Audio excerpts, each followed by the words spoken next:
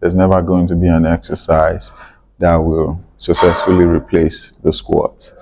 This is a strongman exercise. If you're looking to be strong, I don't know, whatever you're doing, lunges, Bulgarian splits, they have their benefits. They have something that the squat doesn't have, but they're never ever going to replace the squat. Period.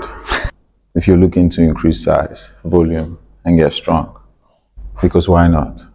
The legs are the foundation, and here is how you lay them. Like you were doing a bench press, hand shoulder width apart, or slightly wider. The marks on the barbell, I want you to look out for them. Make sure your hand is similar to where the other one is, and you just tuck yourself in the middle. Perfect. Now there's two places to place the bar on your shoulders.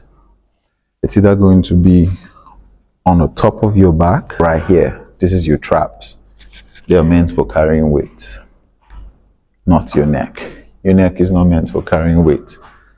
The only thing your neck should be carrying is your head. Practice, take time. You'll feel uncomfortable at some point, but you eventually get it.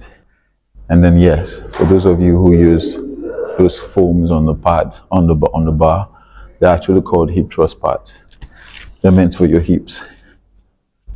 I don't see how that relates to your shoulders. Please throw them away.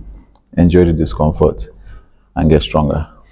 Option to have it up here, we call this a high bar position, or option to have it down here, just across your shoulders. So it's going to be resting on the posterior part of my shoulders, and I'll be using them to carry the weight the entire time.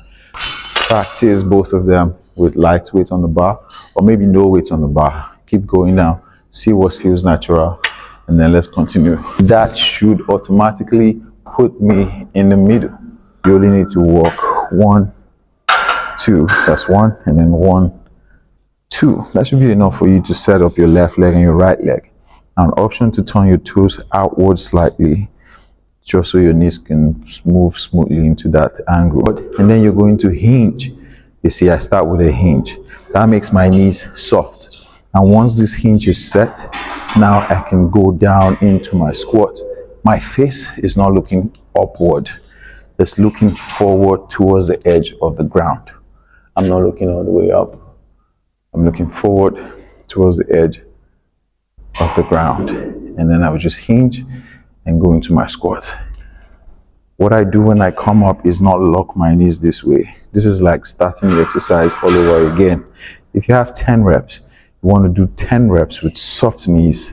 Then on the 10th one, when you're done, maybe you can lock your knees out and walk back to the rack. So what we're going to do is get a soft knee and hold the soft knee all through the 10 reps until we are done. There's no need squeezing your glutes at the top of a squat. That's for people that don't know what they're doing. So just basic soft knees, basics, soft knees.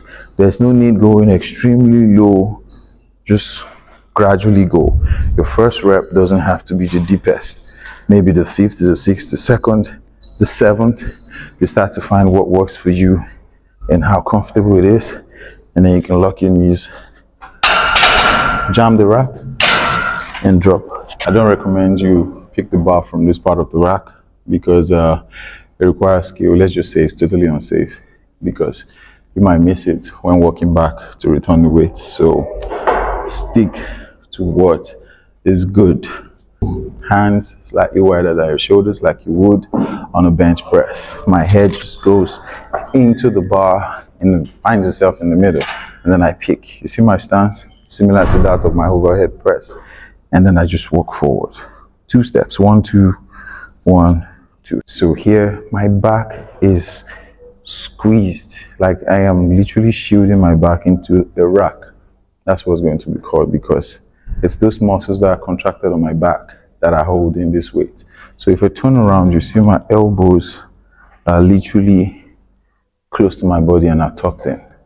They are not like this. They are like super tucked in.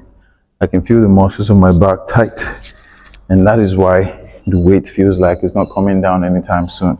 So I said you go into a hinge, Turn your toes out slightly. Go into that hinge. My knees are soft. The knees don't straighten out unless I'm done. And then I just get down into that squat. If I need to take a break on a squat, I come up here. Soft knees. Unless I'm done, I don't lock out. So if you got 10 reps, again, I say, take a break if you must, but you don't lock those knees. Once I'm done, I can lock them. Walk back gently, hit the rack, and drop.